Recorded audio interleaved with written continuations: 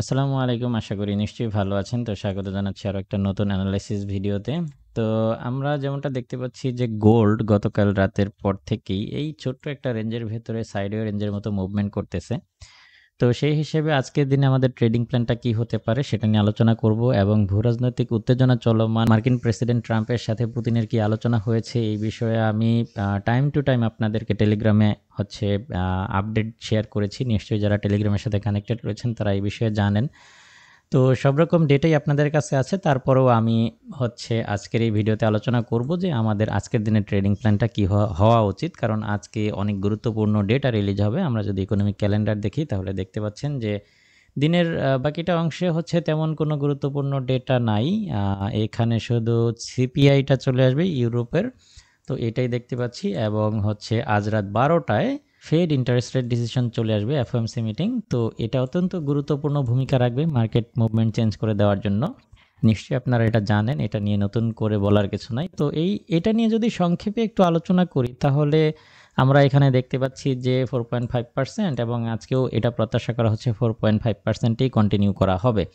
তো এটার সাথে আমি কতটা একমত, কেউ মনে করতেছে যে 4.25% হতে পারে, তবে এটার সম্ভাবনা অনেকাংশেই কম। 4.25% কমবে বলে আমি ব্যক্তিগতভাবে নিজে প্রত্যাশা করি না, কারণ ভূরাজনৈতিক উত্তেজনা বেড়েছে। একই সাথে আপনারা নিশ্চয়ই জানেন নতুন প্রেসিডেন্ট ট্রাম্পের যে শুল্ক নীতি, অর্থনীতিবিদরা মনে করছে ফেড নিজেও এটা নিয়ে সন্দিহান যে তারা মনে করছে এই শুল্ক নীতি ভবিষ্যতে আমেরিকায় ইনফ্লেশনকে চরম মাত্রায় বাড়ানোর আশঙ্কা তৈরি করেছে।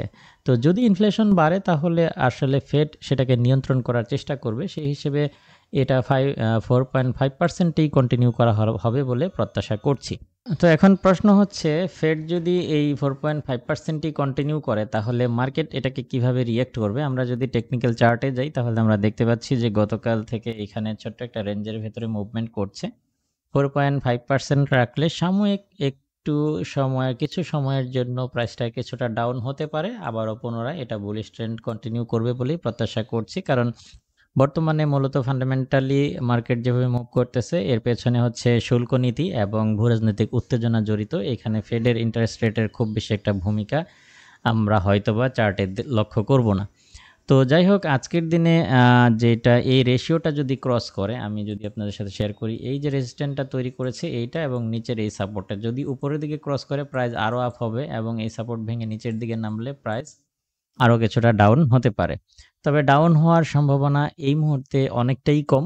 আমরা হয়তোবা আজকের দিনে দেখতে পারি যে এই রেজিস্ট্যান্ট জোনটাই এটাইকেই ভেঙে ক্রস করে উপরের দিকেই উঠে যাবে। যদি উপরের দিকে উঠে যায় তাহলে আমাদের প্রাথমিক লক্ষ্যমাত্রা $3050 এবং পরবর্তী লক্ষ্যমাত্রা $3070 আশেপাশে। তো এই সবকটা জোন ক্রস করলে ফাইনালি এটা $3100 পর্যন্ত উঠে আসতে পারে।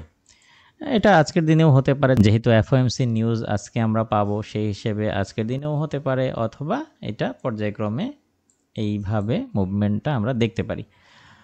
তো যাই হোক, সেই হিসেবে আজকের দিনে আপনারা যেটা করতে পারেন, আশা করি এতক্ষণে বুঝতে পেরেছেন যে আমাদের কি করতে হবে। অবশ্যই আমাদের বাইয়ের দিকেই থাকতে হবে, আমাদের প্ল্যানটা করতে হবে বাইয়ে। অবশ্যই আমরা বাই খোঁজার চেষ্টা করব, এর নিচে এসএল দিব যদি আমরা এই প্রাইস থেকে বাই করি, এবং এই প্রাইস থেকে আমরা যতক্ষণ এই জোনের ভেতরে রয়েছে ততক্ষণ আমরা এই $3040 থেকে সেল খুঁজতে পারি। তবে যদি 3040 ক্রস করে তাহলে প্রাইস আপ হয়ে যাবে। সেই ক্ষেত্রে এখান থেকে সেল করলে অবশ্যই সতর্ক থাকবেন, দেখার চেষ্টা করুন ক্যান্ডেল কীভাবে রিয়েক্ট করছে। যদি রিজেকশন ফেস করে এখান থেকে সেলে থাকতে পারেন, আবার এটা যদি ক্রস করে ফেলে তাহলে প্রাইস উপরের দিকে আপ হয়ে যাবে। সেই ক্ষেত্রে রিটেস্টের সাথে এই 3040-এর উপর থেকে বাই খুঁজতে পারেন। এই মোটামুটি আজকের দিনের ট্রেডিং প্ল্যান। তাহলে আমরা এখান থেকে বাই করতে পারি, স্টপ লস এখানে রেখে এখান থেকে সেল করতে পারি যদি রিজেকশন ফেস করে, নতুবা এটা ক্রস করলে এর উপর থেকে বাই করতে পারি। আশা করি বুঝতে পেরেছেন। তো এই মোটামুটি আজকের দিনের ট্রেডিং প্ল্যান। এই সেটআপ অনুযায়ী আপনারা আপনাদের ট্রেডগুলো খুব সুন্দরভাবে ম্যানেজ করবেন এই প্রত্যাশায় আজকের ভিডিও এখানেই শেষ করছি। আল্লাহ হাফেজ।